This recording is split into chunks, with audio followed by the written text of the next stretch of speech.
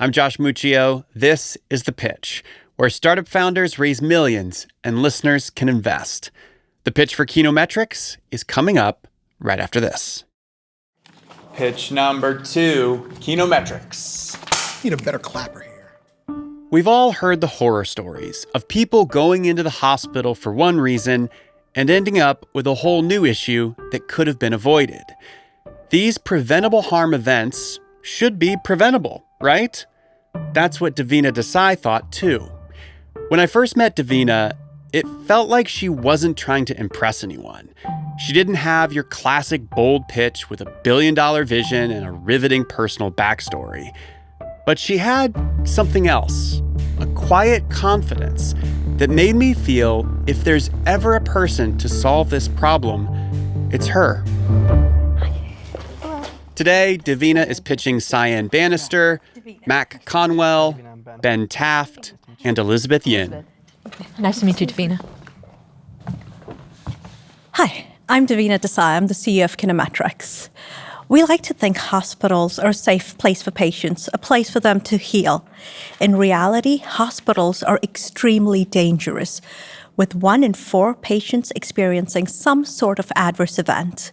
Preventable harm events such as falls, pressure injuries, hospital-acquired infections contribute to 17% of U.S. deaths each year.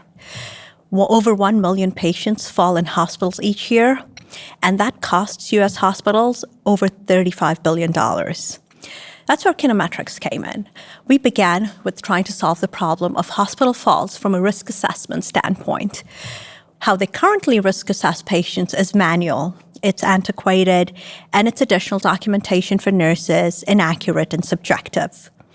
Our product is a clinical decision support system that leverages existing electronic health record data and machine learning.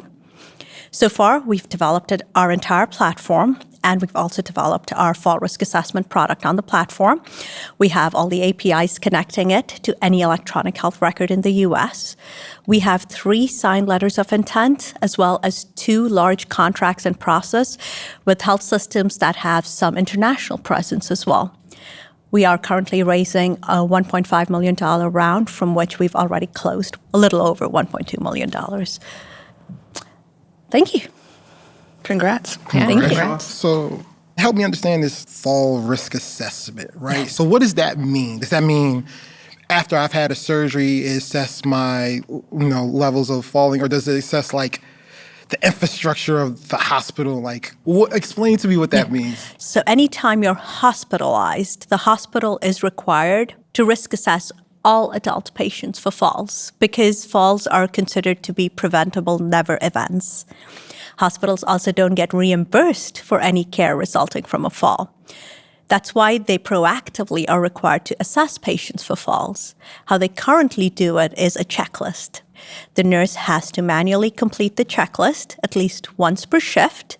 It should be done more frequently every time the patient record is updated, but we all know nurses are overburdened, hospitals are understaffed, so it's really not completed as frequently. It's also a manual checklist, so it's very subjective and inaccurate. It doesn't leverage the breadth of data that is captured in the electronic health record. So I understand the value of the product very much so. Mm-hmm. Could you paint a bit more vivid of a picture in my head of the actual product experience? You mentioned there's an existing checklist system. Yeah. Are you replacing that checklist system? Is this on an iPad? What is literally the UX for the nurse who uses this? So it is replacing their existing system. As soon as the patient is admitted, Kinometrix gets some data. We get demographics, we get some vitals, we get medications, diagnoses. So we've already risk assessed the patient. As soon as they get to their fall risk assessment, they will have a risk assessment there. Your patient is moderate fall risk. This is what's driving the patient's risk. This is the intervention we recommend. Then, as additional inputs come in, that keeps getting updated. So now it's dynamic. The physician writes a new medication. The patient has surgery. That gets risk assessed again, and it's updated. So now your patient's risk is high. We recommend more frequent rounding.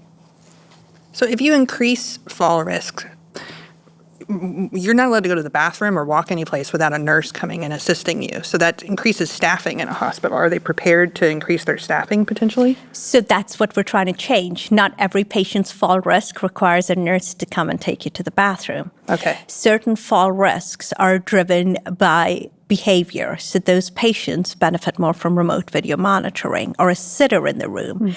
So depending on what's driving your risk could be driven by your blood pressure.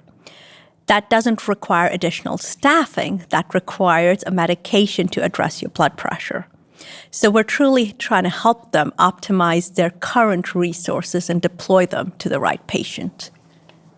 Can you walk us through the sales cycle of selling this product as well as pricing and things of that nature? Sure. So it's usually an enterprise contract of some sort. We do allow for pilots with individual hospitals. And the sales usually starts at a nurse executive level. It goes through IT and security review because we do integrate directly with their electronic health records. We charge hospitals a licensing fee, $480 per bed per year. That's for the first module. We've started with falls because it's the most prevalent. We're going to add pressure injuries next. We'll follow that with hospital-acquired infections. Truly make it a comprehensive patient safety platform. So just to recapitulate, so the product's fully built? The product's fully built. Okay, and you have the 3 LOIs and you're working on additional contracts. So we have 2 contracts that will go live towards the end of Q3 of this year. What's the average value of those contracts? So they're starting as a pilot in a region, but the average value for one of them is over $5 million each year. It's the second largest Catholic health system. That's a scale as long as the pilot. That's at scale. How much are they doing for the pilot? For the pilot, they're starting with an entire region. That's a little over $1 million. Okay. The other one is a regional health system. At scale, they will be close to $1.4 million. Currently, they're starting with 2 hospitals, and so that's a little over $300,000. And you're raising 1.5 and you've raised 1.2 so far. Yeah. What valuation is that on? It's at a $5 million pre-money valuation. So we do have a lead investor. Okay, so as well. 6.5 post. Yes. One question I have is how you're thinking about customer acquisition. Like, how did you get these pilots? How did you get these LOIs? Like, how are you going about doing that? So we have a very strong network. I came from health systems. Our VP of growth and my co-founder, she led physician engagement at the Medical Society of Virginia for over 11 years. But then we also have a reseller agreement with Avashore. They're a remote video monitoring company, and they are actively selling Kinometrix to their 1,100 hospital customers. The reason they're doing that is because they are the intervention that comes after a Kinometrix risk assessment. Yeah, it's very complementary. Yeah. Look, y'all, I know we just in here, it's only 11 minutes, but at this point in the proceedings, I want to tell you, this is dope. And at RareBreed, we invest in dope founders, so I need to figure out how I need to be a part of this. I see a lot of different companies working with medical systems. Getting pilots is super hard. Yes. Getting pilots of this scale, not something you see every day. And sales cycles are really long before a problem like this. If you really do reduce the amount of headcount and the amount of falls, it's not going to be as hard of a sales cycle in the future. So I'd be excited for RareBreed to participate at minimum 50, maybe more, going over due diligence to timing, but we got this. Thank you. Appreciate it. What does success look like in these pilots for the hospitals? Currently, a 10% fall rate reduction. It's clean, it's simple, but we're going to try and get additional ROIs around reductions from lawsuits, because when you reduce a single lawsuit, you're saving $500,000 right there. So preventing maybe just one lawsuit helps them recover their costs. I have a totally different line of questioning for you. Who are you? What's your story? Where are you from? Like, what's age 0 to the point where you decided to start the company? Age 0. Okay. Zero. Wow. Like, Age 0. Really, like from the start, who are you? Okay. I'd love to hear your story. The pitch for Kinometrix. We'll be right back.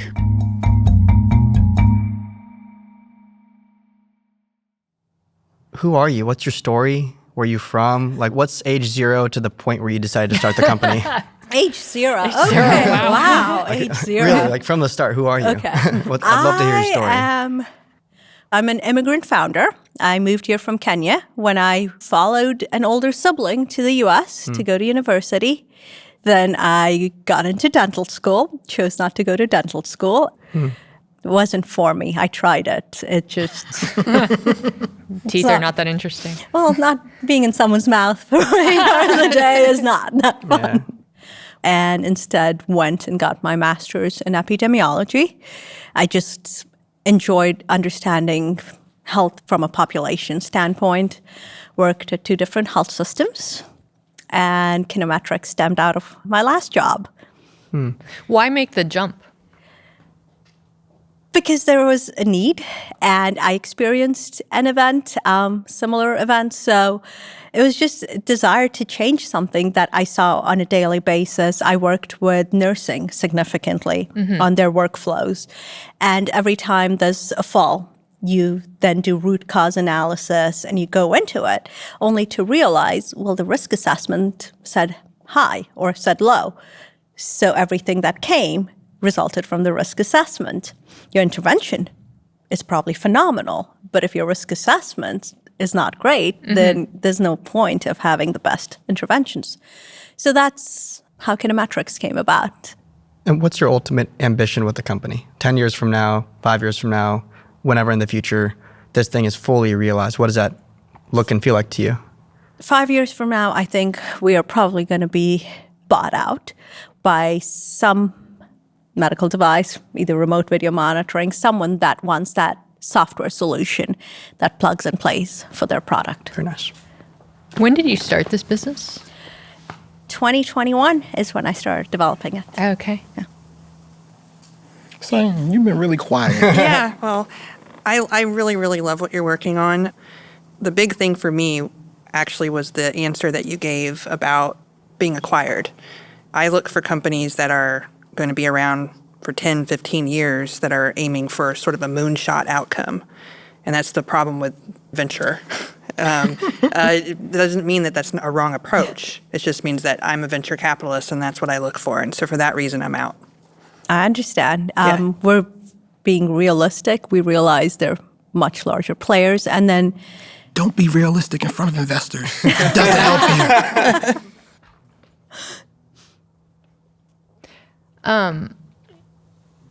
you.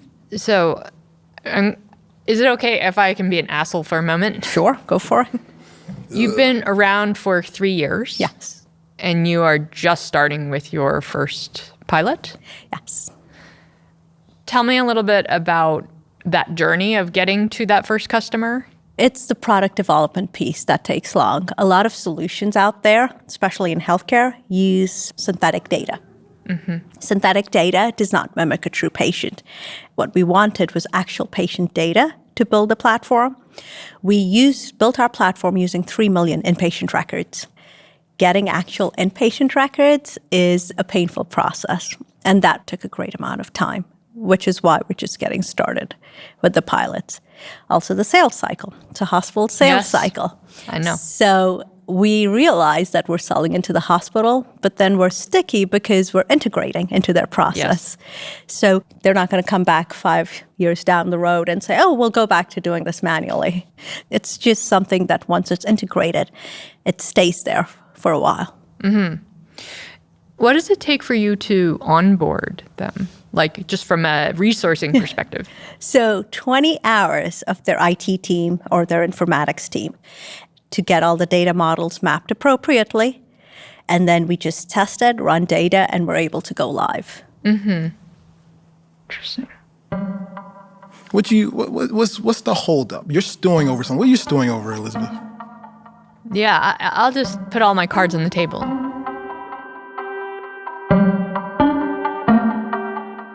We'll be back right after this.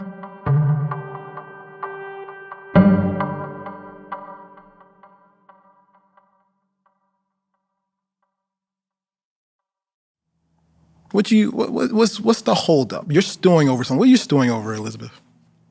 Yeah, I'll just put all my cards on the table.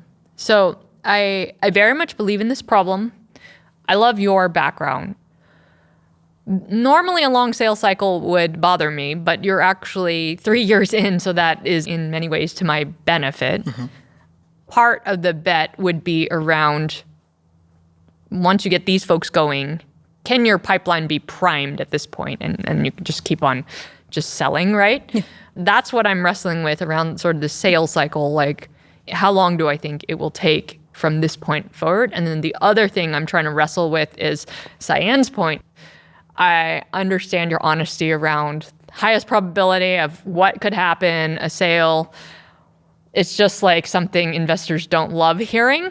And I also know that when things go well, plans change. Yes. I've seen that happen a lot with my founders. Like, if things are going well, nobody wants to sell. That's fair. It's actually when things are not going that well or there are issues is when people want to sell. So I think those are the things that I'm kind of wrestling with in my head. Those two things, the sales cycle thing and the exit thing.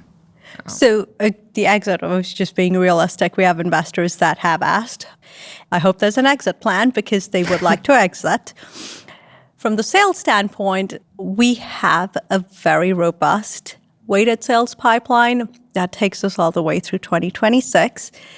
We have over 15 health systems somewhere in that contracting process. So we've primed it.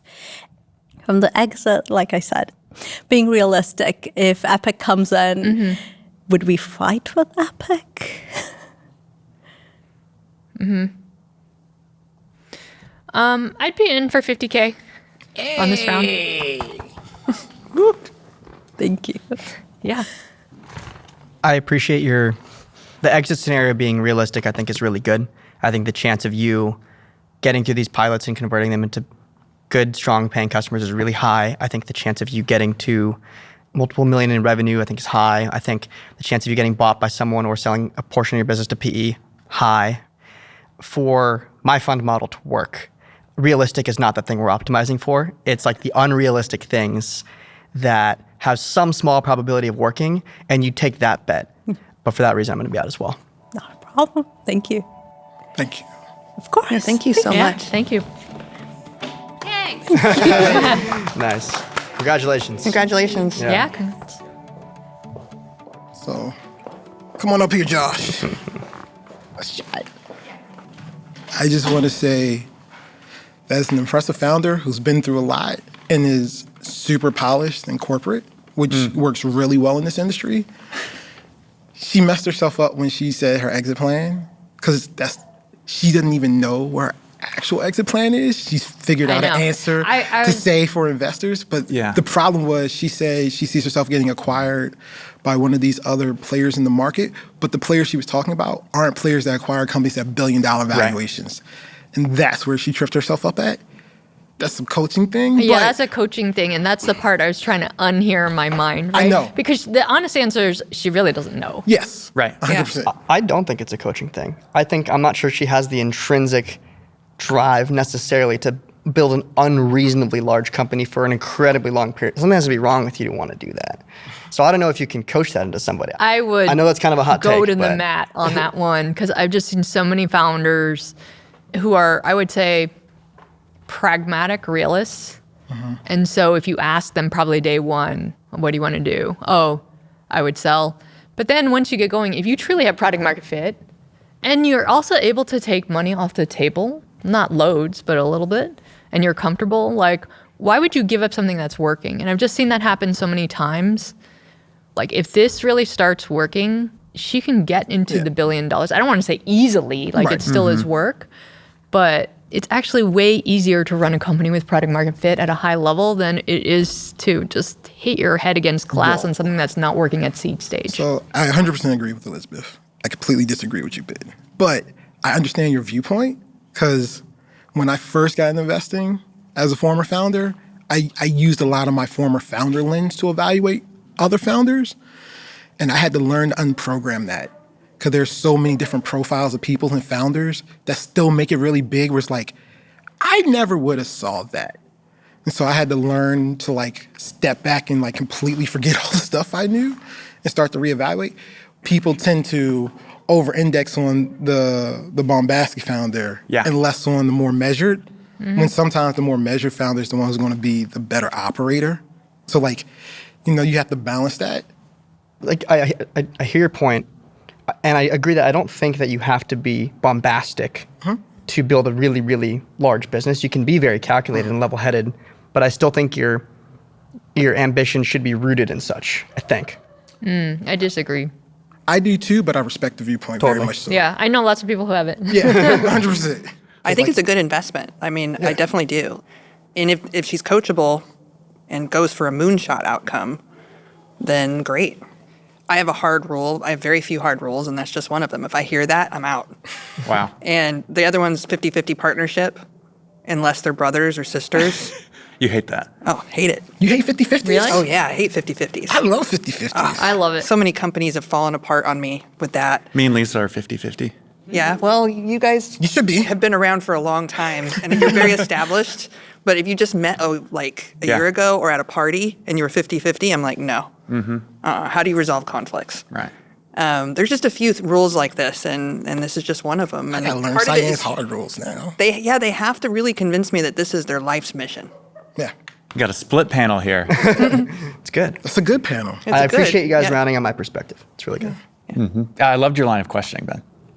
Thanks. So, Yeah, just getting to know the founder's story, motivations. yeah. Founders tend to like that line of questioning too because it's so different. Yeah, and if she's willing, it would be great if she went deeper into her fall. Like, what did she Her experience? Yeah, it Because sounds like she's holding back on that She's one. holding back on it a little bit.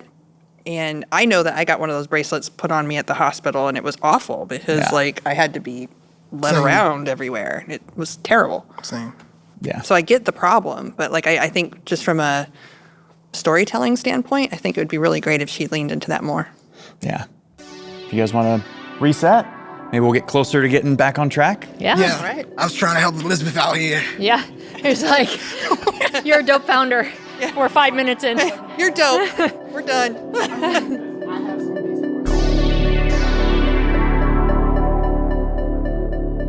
Personally, I love a pragmatic founder.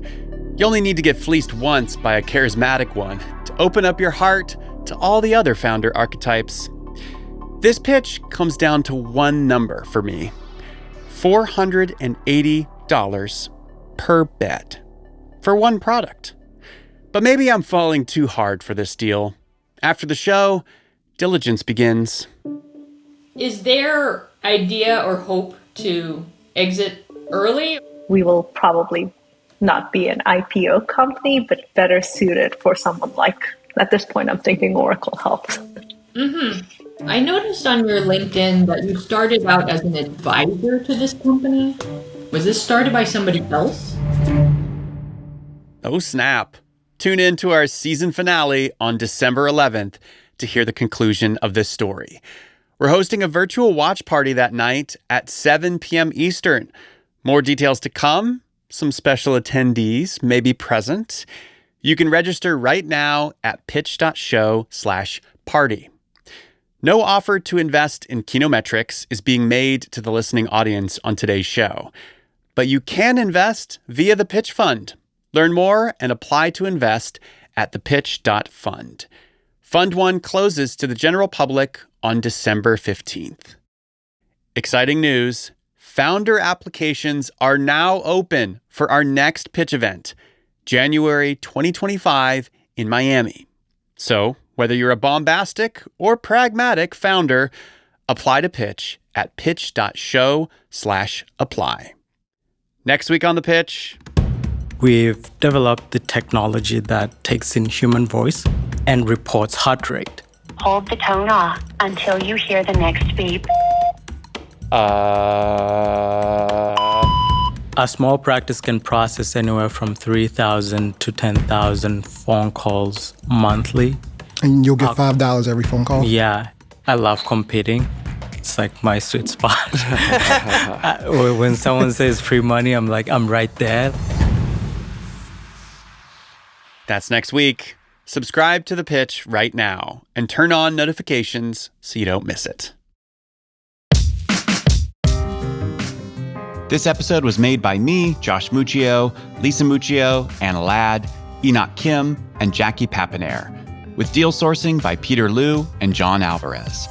Music in this episode is by The Musemaker, Breakmaster Cylinder, Our Many Stars, Phantom Sun, Bass Collector, and Firstix. The Pitch is made in partnership with the Vox Media Podcast Network.